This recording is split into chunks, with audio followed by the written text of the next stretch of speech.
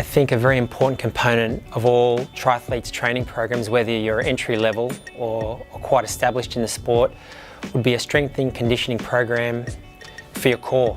So you're working on core strength and stability, and by that I mean the muscles basically that attach to the pelvis and that hold it stable while you're exercising. I've come up with a nice little routine that I think focuses on a nice balance between basically the four groups that I think attach to the pelvis, which are your deep abdominals, your lower back, your glutes and your hip flexors.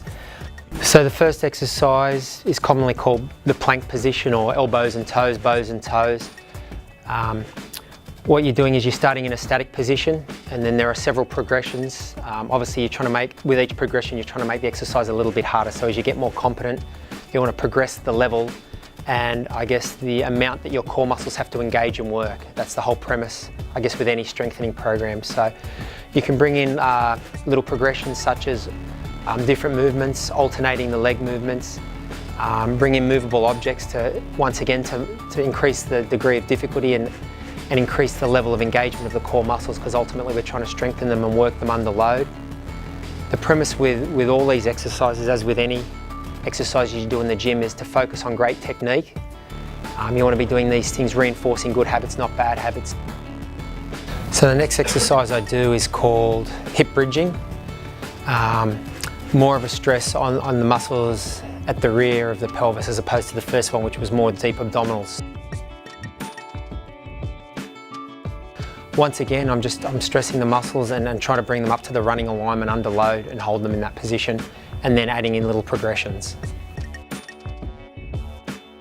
The next exercise is reverting back to predominantly using the deep abdominals, so the muscles on the front side of the body. It's a variation of the old 6 inches exercise, as they used to call it, or leg raises. And as you'll see, it's basically alternating between the Swiss ball between my feet and my hands, and really working the deep abs whilst trying to keep the small of your back on the floor, keep it level. This is the last exercise of my little staple routine. Once again, it's a variation of an old standard. You've probably seen this exercise plenty of times. I add in a few of my own little variations.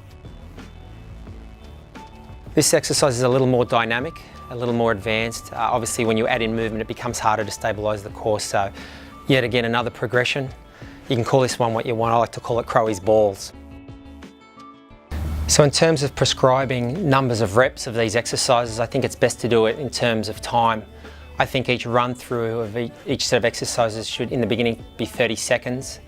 Obviously the goal is to progress, and you can progress a couple of ways: by adding in movements, becoming more dynamic, getting a little faster, and also length of time. So ideally each run through should take up to 90 seconds, and that's turning the muscles on, engaging them and working them.